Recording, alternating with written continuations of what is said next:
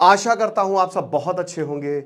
मेरा नाम है सिद्धांत अग्निहोत्री। स्टडी ग्लोस पे आपका बहुत बहुत स्वागत है। दोस्तों, हम बात करेंगे आज तहरीके लद्दाख प्रोटेस्ट। देखिए, ये पार्ट 2 है। सुबह मैंने लेक्चर लिया था कि किस तरीके से तालिबान आगे बढ़ रहा है।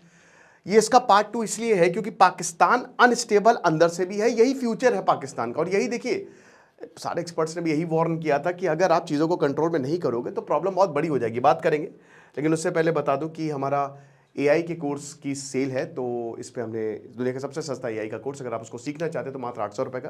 डिस्क्रिप्शन कमेंट बॉक्स में लिंक है। तो बात ये है कि ये जो टीएलपी है, तहरीके लद्दाख, ये क्या कर रही है ये देखिए। पहले आप टाइमलाइन समझते हैं एक एक करके। ठीक है, हुआ क्या है? हुआ ये है कि 8 से 9 अक्टूबर, ठीक है, पाकिस्तान में एक प्रोटेस्ट ऑर्गेनाइज किया जाता है। किसके द्वारा? ये इनके द्वारा। अब इसके ये 2015 में इस पार्टी को, ये पॉलिटिकल पार्टी है तहरीक लद्दाख पाकिस्तान, इसको 2015 में फाउंड किया गया था। खादिम रिजवी बहुत ही बड़ा नाम है पाकिस्तान में। कौन है? अभी सबके बारे में मैं बताऊंगा। अभी इनके बेटे साद रिजवी जो हैं वो इसके लीडर हैं। अब क्या है ये बहुत ही कट्टर पार्टी है।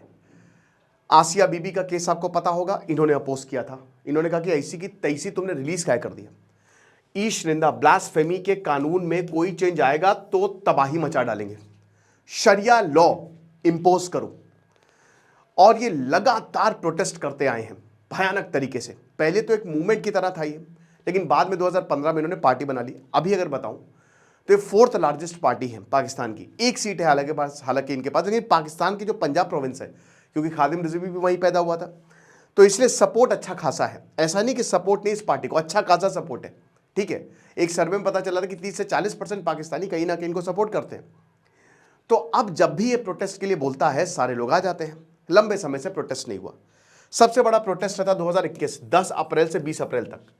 चार्ली हेब्डो कंट्रोवर्सी, फ्रांस का जो मैगजीन है का, उसने प्रॉफेट मोहम्मद को लेकर कार्टून छाप दिए थे, जिसकी वजह से बहुत बवाल हो गया था।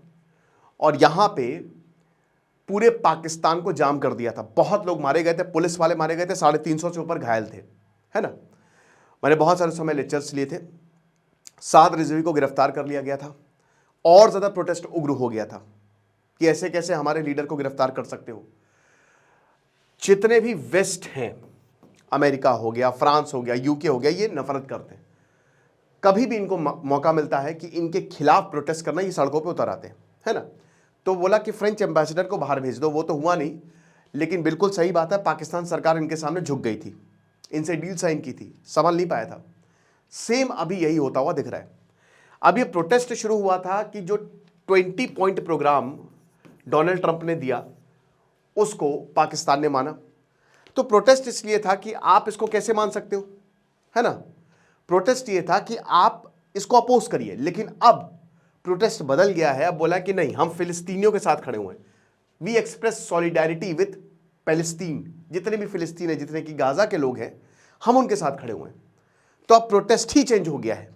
ठीक है, अब पाकिस्तान अगर बोले भी कि हाँ ठीक है, जो डोनाल्ड ट्रंप का प्लान है वो गलत है, उससे भी कोई फर्क नहीं पड़ेगा। तो अब 8 और 9 अक्टूबर को जो प्रेपरेशंस थे वो फुल स्विंग में थे। जो ट्विन सिटी रावलपिंडी और इस्लामाबाद, वहां पे लॉकडाउन लगता है। धारा 144 जो है वहां पे, भाई कॉलोनियल लॉ है, भारत ने तो चलो चेंज कर दिया, लेकिन वहां तो अभी भी चल ही रहा है। तो सेक्शन 144 जो है वहां पे लगाया जाता है। और लगभग 117 इतने टीएलपी एक्टिविस्ट को डिटेन किया जाता है, राइट, इनको पकड़ लिया जाता है। उसके बाद कंटेनर्स आर प्लेस्ड नियर ये फैजाबाद इंटरचेंज है, और बहुत सारी मेजर रोड्स को ब्लॉक कर दिया जाता है। मेजर रोड्स पर ब्लॉक, कि कोई भी यहां पे आना जा सके, एकदम ही, मतलब इट्स गॉन। देन उसके बाद 9 और 10 अक्टूबर, 9 और 10 अक्टूबर आ जाता है। कम्युनिकेशंस डिसरप्शन, यहां पे ऑर्डर दिए जाते हैं कि इंटरनेट जो है वो सस्पेंड रहेगा, राइट। इंटरनेट जो है वो सस्पेंड रहेगा। 3G 4G mobile data service जो है इस्लामाबाद में और रावलपिंडी में, तो ये ठीक है, वो सस्पेंड रहेंगी। और उसके बाद 9 अक्टूबर को लाहौर में क्लैशेस हो जाते हैं। यानी कि अब तक ये प्रोटेस्ट एक पीसफुल तो होगा नहीं, आप भूल जाइए, पीसफुल कर ही नहीं सकते। लेकिन भयानक क्लैशेस हो जाते हैं, एक आदमी मारा जाता है। ठीक है, पाकिस्तान कहता कि ये हम बिल्कुल भी नहीं सहेंगे। 10 अक्टूबर यानी कि कल। अब बोला है बहुत हुआ, अल अक्सा मिलियन मार्च। यहां कहते हैं कि जो अल अक्सा मस्जिद है उसके नाम पे ये मार्च रखा जाएगा और हम अमेरिकन एम्बेसी तक जाएंगे। टारगेट अमेरिकन एम्बेसी है। और मैं आपको बताता हूं कि अगर पाकिस्तान सही समय पर उसने एक्ट कर लिया, ये तोड़ देते एम्बेसी को, ये हमला कर देते अमेरिका की एम्बेसी पे के ऊपर। तो टारगेट एम्बेसी था। अमेरिका ने भी बोला कि अभी सिचुएशन ठीक है लेकिन फिर भी अलर्ट पे नहीं, अपने सिटीजन जो पाकिस्तान में रह रहे हैं उनको ये आदेश दिया। सो मार्च वॉज शेड्यूल्ड फॉर अक्टूबर 10, लेकिन फिर एकदम से नाम चेंज करके ये मार्च करने लगते हैं। अब दोस्तों कल की बात ये है कि एक मिनट रुकिएगा जरा, थोड़ा सा डिस्ट्रप्शन आ गया था, कुछ देना था मुझे। तो कल की बात ये है कि यहां 11 लोग मार दिए गए हैं। इतना, अब 11 लोग क्यों मारे गए हैं मैं बताता हूं। वायलेंस हुआ है, भयानक वायलेंस हुआ है। लाहौर, रावलपिंडी, और पता नहीं कितने लोग घायल है, कितने लोगों को डिटेन किया गया है। एक तरीके से पूरे पाकिस्तान ठप्प पड़ गया जैसे 2021 में पड़ा था। ठीक है, इमरान खान के समय हुआ था और अब ये तहरीके लबैक में बहुत दम है, क्योंकि मैंने क्या बताया, ये धर्म के नाम पे राजनीति करते हैं, है ना। और धर्म के नाम पाकिस्तान में या तो गरीब है या अमीर है, वहाँ मिडिल क्लास है ही नहीं, वहाँ कोई रिफॉर्मिस्ट मूवमेंट नहीं है। तो अगर ये लोग बोलेंगे आ जाओ तो सारे के सारे आ जाएंगे। और दोस्तों अभी बताया जा रहा है कि 15,000 से 20,000 जो एक्टिविस्ट है वो रोड पे हैं। ठीक है, जो सरकारी प्रॉपर्टी है उसको नुकसान जो है वो पहुंचाया गया है। और गाजा मार्च वैसे इसको बोला जा रहा है।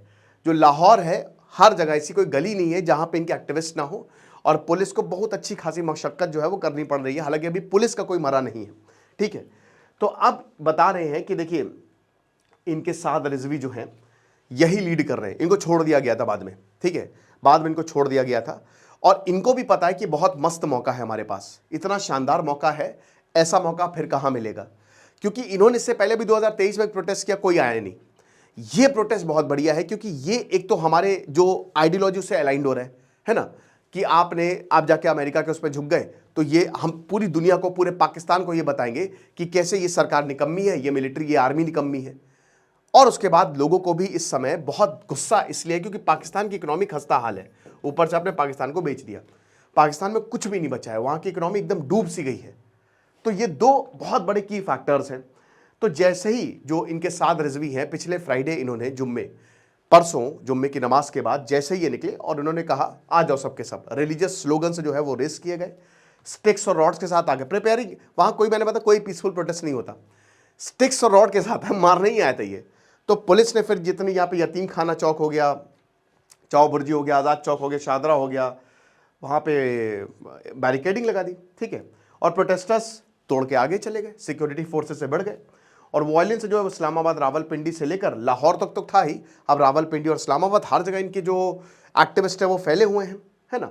और पूरी तरीके से पब्लिक लाइफ ये हो गई, डिसरप्ट हो गई। अब सरकार ये कह रही है कि देखो बेटा, पॉलिटिकल ब्लैकमेल ना करो। टीएलपी पॉलिटिकल ब्लैकमेल करती है, वो अच्छा खासा कंसेशन लेती है, पिछली बार भी उसने यही किया था। तो इनके जो इंटीरियर मिनिस्टर, वही मोहसिन नकवी, जो पीसीबी का चीफ है, एसीसी का ट्रॉफी चोर मोहसिन नकवी, उसने बोला कि पॉलिटिकल ब्लैकमेल बंद करो और रिलीजियस सेंटिमेंट को मिसयूज ना करो। पीसफुल प्रोटेस्ट डेमोक्रेटिक राइट है। अब ये तो खाली नाम की है, नाम की बातें बोली जा रही हैं। सरकार का ये कहना है कि हम मारेंगे और तगड़े से मारेंगे, कोई भी नहीं बचेगा। टीएलपी कह रही कि मारो, हम मरने आए हैं, तुम यहां पे मारोगे हम और आगे बढ़ेंगे। प्रोटेस्ट लगातार बढ़ते जा रहे हैं, ये और ज्यादा उग्र रूप ले लेंगे, एक तरीके से जैसा 2021 में हुआ था और उसके बाद फिर इमरान खान के समय हुआ था। पूरा पाकिस्तान जो है सड़क पे है। बात करेंगे इसकी, अगर आगे कोई और अपडेट आता है इसको लेकर, आपको क्या लगता है मुझे कमेंट बॉक्स में बताइए। Thank you so much.